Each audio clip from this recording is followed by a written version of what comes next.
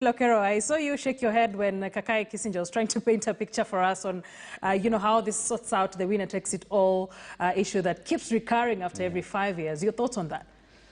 No, frankly, with all due respect, I think the argument given by the pro-BBI proponents, it's really pedestrian because, let us be fair, the thing around BBI is the lack of sincerity, what the objectives of BBI is.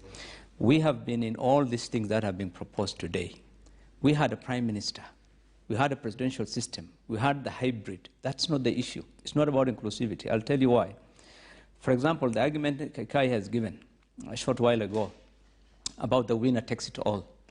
If you have a representative democracy such as the one we have, where it's always about, the first past the post, if people are competing, if it is a competitive politics, there has to be somebody winning the election and there has to be somebody who loses. This document does not cure that. It says whoever comes number 2 becomes the leader of opposition. He doesn't become the prime minister. He doesn't get included in the government. He becomes the leader of opposition. You became number 2, the second highest votes. Your party probably has also seats, but you are not going to be the prime minister. You are going to be the leader of opposition, and therefore, that argument that you become included in the government, it's not there. I think that's one argument that I find completely hollow. The second is that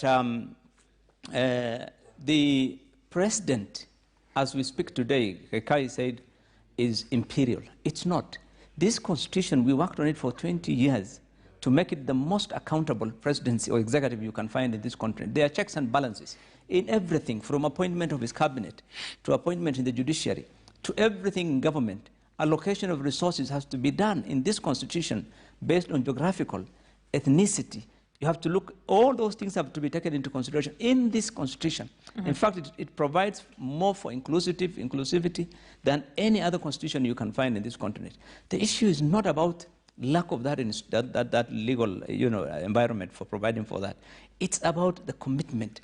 It's about the values. And one of the paragraphs in the executive summary of BBI alludes to that. It says that the people are more concerned about the lack of values by leaders. It's about lack of ethics and integrity, that commitment to the values of the Constitution. And so the violence we have seen, the first 40 years of this country, we've had elections, we've never had a problem. From the time elections started getting stolen, in 2007, we've started having violence. What we have seen in the last 3 or 4 elections is about elections that have been rigged. That is what causes violence. It's not because somebody feels he has been left out. No. And let me tell you, if tomorrow an election is held, even under the BBI, and there is a perception that the election has been stolen, there will still be violence. There will still be noise. I think that is the issue. Okay. And we'll pick it from there, the issue of electoral violence and whether this really cures that when we get back from the break.